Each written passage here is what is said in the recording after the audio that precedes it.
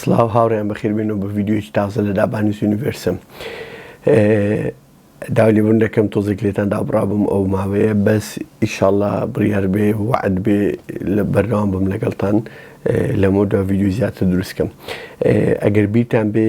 ماوەیەک پێش ئێستا ڤیددیۆکم دروست کرد لەسەر تۆپ 8 فیلمی چیرۆکی ڕاستەقینە. وعدم پێدا بوون بەڵێنم پێدا بوون کە زیاتر لە نوع ڤیددیۆیانە دروستکەم لە زۆر ڤیددیۆیانە کە باسی باشترین 8 فیلمی بۆ نمونە کۆمیدیان ئاکشنیان دراما بکەم. ئەو کاتی بۆم باس کردم بۆ ژمارە 8م هەڵبژاردنەوە بەس ئەم شەو باسی باشترین 8 فیلمی فریلەر بە کوردی وابزان پێدەن هەست بزوێن دەکەم بۆتان لەلایەن منەوە. لەوانەیە تۆزێک جیاواز بێ ڕای من لەگەڵ ڕای ئێوە بەس ئەوە بەلای منەوە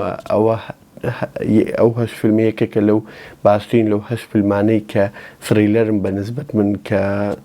تقریباً کۆتاییەکەی تووشی شۆکی کردوم یان هەر لە ئەحداسەکان و ڕاوەکان کە لە ناوی ڕوودا بۆ ئەوی ڤیددیۆی زیاتر لەو جۆرە ببینن تکایە لایکی ڤیددیۆی بکەن و ئەگە بتوان شێری بکەن و سەبسکرایبی چەناڵەکەم بکەن و سوپاستان دەکەم. با دەست پێکەین. طبعاً یەکەمین فیلم لەو قائمە هەڵبژاردووە لەو لیستە فیلمی پریزنەرسە کە فیلمی پریزنەرس لە ساڵی 2003 دەرهاتووە لەلایەن دێنیس ڤیلەنیۆ. ئەو دەرهێنەرێکی تۆزێک فیلمەکانی تۆزێک جیاوازە بە شێوازێکی زۆر جیاواز باسی فیلمەکانی دەکات. تەوانەوە هەر ئەو دەرهێنەری فیلمی ئەڕایڤەل و فیلمی ئینیمیە هەر ئیجێ گلینهۆڵ. فیلمی پریزنەرس فیلمیەکە لە نواندنی جێک گلینهۆڵ و هیو جاکمەنە. هەر نامێت زۆر سپۆیل کەم لێتان بەس فیلمەکە باسی چیرۆکی ڕفاندنی مناڵێک دەکا و ئیتر لەوێندەر جێک گلینهۆڵ پۆلیسە و زایدەن هیو جاکمەن باوکی کچەکەیە بە دوای کچەکە دەگەڕێت. تەواو فیلمەکە بە مانای کەلیمە شۆکت دەکا ئەو کەس ئەتا ئێستانە بینیەوە بە زووترین کات بڕۆ سەیریکە. فیلمی دووەم فیلمی فایت کلەبە کە لە بەرهەمهێنانی ساڵی 1999 ئی دەیڤید فینچەر. طبعاً لەو لیستە لەو لیستی 8 فیلمە لەوانەیە بەشێکی زۆری فیلمی دەیڤید فینچەری تیابێ لەبەرەوەی دەیڤید فینچەر بەلای منەوە زۆر تایبەتە لە ناحیەی دەرهێنان و لە ناحیەی باسکردنی تیرۆک و دراما و سرێلەر. طبعاً فیلمی فایت کلەب ئەوە فیلمێکە لە تۆپ 250 فیلمەکانی IMDb زۆر لە پێشەوەیە. فیلمەکە باسی دوو کەرەکتەری سەرەکی فیلمەکە ئیدوارد نۆرتن و براد پیتە. طبعاً ئەگەر ملاحەزە بکەن و فیلمە ئەتەتاویش دەبێت ئیدوارد نۆرتن ناوی نییە حتا بچی ئەگەر تەماشا بکەی لە پڵۆتی چیرۆکی فیلمەکە لە IMDb یان هەر لە گوگل دەنووسرێت The Narrator ینی ئەو کەسەیە کە لە باگراون قسە دەکات. خۆشی فیلمەکە ئیدوارد نۆرتن خۆی باسی چیرۆکەکە دەکات. طبعاً چیرۆکەکە هەرچەند باسی بکەم تۆزێک جیاواز و شێتانەیە بە شێوازێکی زۆر جیاوازانە باسی ئەو کڵەبە دەکات کە دروستیان کردووە براد پیت و ئیدوارد نۆرتن. ئەو شتانی کە لە ژیان بەسەریان داهاتووە بۆ ئەو کڵەبەیان بۆ دروست کردووە بۆی و چی ڕوودەدا لەو کڵەبە و چۆن دەگەن لەو کڵەبە چیەکە داهاتوو. بۆیە ئەو فیلمە ئەتا زۆر تەماشاکە گەنت بینیوە بە مانای کەلیمە کۆتاییەکەی شۆکت دەکات یعنی تەسەووری ناکەی بە هیچ نەوەیەکە ئەو شتە دەرچێ. فیلمی سێم لەو لیستە فیلمی نایت کرۆلەرە. فیلمەکە هەر ئی جێک گلینهۆڵە. طبعاً لە بەرهەمهێنانی ساڵی 2004 لەوێ جێک گلینهۆڵ مەزموع ئیشێک دەکات سەرناگری ئەخیری قەرار دەدا ئیشێکی تر دەکات کە ئەویش تەسویرکردن و ڕیکۆردکردنی ئەو ڕووداوانەیە کە ڕوودەدا لەسەر جادە حادیسە کوشتن شتیوە ئیتر ئەیفرۆشێتەوە بە قەناتە محەلیەکانی لۆکاڵەکانی ئەو شارێک کە لی دەژی. طبعاً فیلمەکە ئەتا ئەو حەدەی ئۆکێیە تۆزێک فریلەر و تەشویق خوشتیوایتیە بەس ئەخیرەکەی ینی هەرچەند مێشکرد بۆ بچی بڵێ وادەبی قەت مێشکرد بۆی ناچی کە ئەخیرەکەی چڕۆدەدا. فیلمەکە من بۆی بۆستان بڵێمەوە فیلمە تقریباً 8.5 ملیۆن دلاری بۆ بەجەتەکەی بودجەکەی نزیکەی 200-300 ملیۆن ئیشی کردووە. مەبەستم چیە دائیمەن بەجەتی گەورە قەت قیاز نییە قەت پێوەەر نییە بۆی فیلمەکی زۆر سەرکەوتو دەربچێ. بۆی ئەو فیلمە بە کەمترین پارە بە کەمترین تەکنیکی دەرهێنان و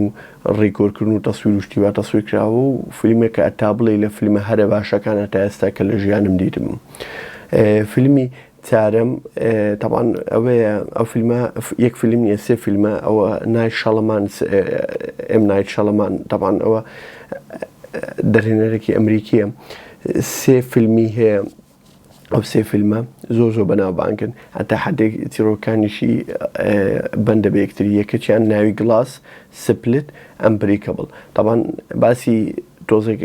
یەک دوو نەفەر دەکا کە نەخۆشی نەفسی و نەفسیان هەیە و تەواونی نوشتیوە فیلمەکە بەمانای کەلیمە تھریلەر بەمانای کەلیمە شۆکت دەکات طبعا فیلمەکە ئەویش بە هەرسێ پارتی هەرسێ بەشی وابزانم 110 ملیۆن دۆلاری تێچۆ فیلمەکە نزیکی 700 ملیۆن دۆلاریش کردو بە هەرسێ بەشی بۆیە دیسان دەڵێمەوە پارەی زۆر هیچ کاتێک قیاس نەبووە بۆ ئەوی فیلمەکە باش بێ کە دەریدێنی طبعا فیلمی پێنجەم فیلمی گەنگێڵ هەر دەیڤید فینچەر لە بەرهەمهێنانی ساڵی 2014 لە نواندنی بێن ئەفێڵک و ڕێزمۆن پایک کە ڕێزمۆن پایک خێزانی بێن ئەفێڵکە لەو فیلمە ون دەبێت لە ناکاو دوایی دۆزێتەوە بە تۆزێک ڕووداوی جیاواز و بەرزوو نزم دەبێت ڕووداوەکانی تر تا ئەخیرەکی وار لێ دێ شکل لە خۆشە دەبێت و شکل هەموو دەوروبەرە دەبێت فیلمەکە ئەتا زووە سێریکە لە فیلمە هەرە باشەکانی ساڵی 2014 و لەو فیلمە هەرە باشەکان کە تا ئێستا بینیوم طبعا فیلمی شەشەم فیلمی The Seven طبعا ئەو فیلمە من هەموو بزانم بە نوسخەی ئۆریجینال فیلمەکانی تریشم هەیە ئەوە سێڤنە ئەو فیلمە طبعا ئەوە نوسخەی دیڤیدیە نەک بلوڕێی تۆزێک کۆنە ئەو فیلمەکە ئی نواندنی مۆرگان فریمان و براد پیت و کیڤن سپەیسیە طبعا فیلمەکە باسی چیرۆکی کابرایەکی مجریم دەکا و هەموو ئایدیایەکە و بیرۆکەکە لەوی وەرگیراوە کە سێڤن وابزانم لە ئەنجل لە ئەوە هەیە بایبڵ لە ئەنجل هەیە ئەنجیل کە ئەو حەوت گوناحە گەورە کە ڕوو دەداتن لە دنیا شتێکی و ئەگەر غەڵەتم چاکم کەنەوە زۆر باگراوندم نییە لەسەر ئەو مۆزوع دینیە بەس شتێکی وایە بۆیە فیلمەکە ناوی سێڤنە بۆیە بۆ نوع ڕەبت کراوە بۆیە فیلمەکە ئەتا بیدات ئەحداسەکانی خاو زیاد دەبێت لە ناکاو لە نیو ساعتی ئەخیری دەگاتە پیک بەس پیکێک ینی شۆکت دەکا بەمانای کەلیمە ئەخیرەکەی ینی نازانم فیلمەکە دڵت خۆش بوو کە ئەو فیلمە ئەو هابوو کۆتایەکەیان بجددیە تۆ دڵت ناخۆشە بۆیە ئەویش لە فیلمە هەرە باشەکانی دەیڤید فینچەرە کە لە بەرهەمهێنانی ساڵی 1995 طبعا خۆی بۆ فیلمە زۆر ناوبانگی پیا کرد و بووە ناو شتیوە دوای ئەو فایت کڵەبی ساڵی 99 دەرکرد و دوای مزمع فیلمێکی تر هەیە ئەویش بە کورتی بۆتان باس دەکەم فیلمی حوتەم The Illusionist ساڵی 2006 لە نواندنی ئیدوارد نۆرتن طبعا فیلمەکە باسی ژیانی ساحیرێک دەکا و کە هەموو شتێک بە سەحر دەیکا و هەموو شتێک ئەوەیە دوای ئەوە بۆ بە دیار دەکەوی ئەو شتانێککە کردووە بە سەحر نییە شتی تریشە تر فیلمەکە ئەخیرەکەی هەر هەموو بۆ بە دیار دەکەوێ کە لە بیدیاتەوە تا ئێستا ئەو شتانە بۆ ڕوویان داوە ئەسڵەن چۆن ڕوویان داوە فیلمێکی خۆشە جیاوازە و تۆزێک بەناوبانگیش نییە خەڵک زۆر گوێ لێ نەبوویان نەبینیوە بۆیە ئەگەر سێری بکەی پەشیمان نابیەوە طبعا فیلمی هەشتم ئەو لەو یەک دوو ڕۆژە بینیم فیلمەکە ئی دەرهێنا ینی ئی بەرهەمهێنانی کۆمپانیای نەتفلیکسە لە نەتفلیکسی شێ ناوی ئەنکەت جیمز ئی ئادەم ساندلەر هەر لە بەرهەمهێنانی ساڵی 2019 فیلمەکە باسی ئادەم ساندلەر دەکات لەوێ تاجری شتی گرانبەها و ئەڵماس و سەعاتی کەم ینی سەعات ئەو سەعات و ئەو ئەنگوستی و ئەو شتانێک کە زۆر کەم و ڕێڕ و نادرن ئیتر قمار بە و پارە دەکا و شت لە وەرنەگری و شت بە قەرز دەداتەوەی ئەخیرەکەی یەکسەر شۆک دەبی ینی ئەمە هەر بخۆم یانێ ئێستا چۆن لە ناوکاو قسەڵێکسە وەستان بتم شۆک دەبی ئەمنیش ڕێک لە ناوەندی فیلمەکەی تەسەوری شتە چیریم دەکرد لە پڕ شتەچی ڕوویدا و ئەخیرەکەی زۆر بەمانایە و زۆر واقعیە بۆیە خۆشە ئەمن عادەتەن بخۆم هەر حەزم لە فیلمەکە ئەخیرەکەی زۆر واقعی بی و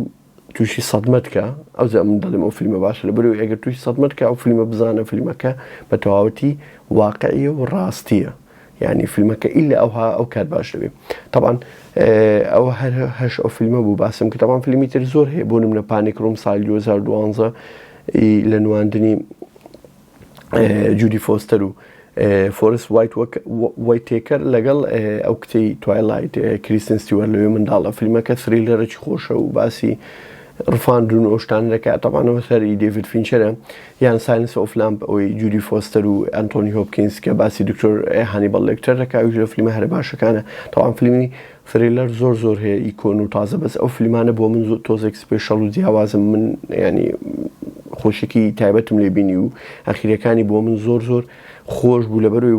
لە ڕاستی نزیک بوو، واقعی بوو. هەرچەند شۆک بی بۆ من ئەوە واقعەکەیە لەبەرەوەی لە ژیان لە واقع ئەوە ڕوودا لەوەی کە لە فیلم دائیمەن ئەخیری فیلمەکان بنەوەی کۆتایی دێ. بۆیە ئەگەر حەستان کرد لە نوع ڤیدیۆیانە بەردەوام بووم لەوەی کە 8 باشترین فیلمی کۆمیدیان ئاکشنیان شتیوا دروستکەم. بۆیە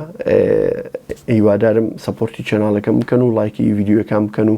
سەبسکرایبی چەناڵەکەم بکەن و تەماشەی ڤیدیۆەکانم بکەن بە کاملی و شێری ڤیدیۆەکانم بکەن. تەڵەبەکانم زۆر لە بیدیار بەس تا چەناڵەکە دێتە سەر پێی خۆی و بە هیوای ڤیدیۆی تازە زۆر سپاس.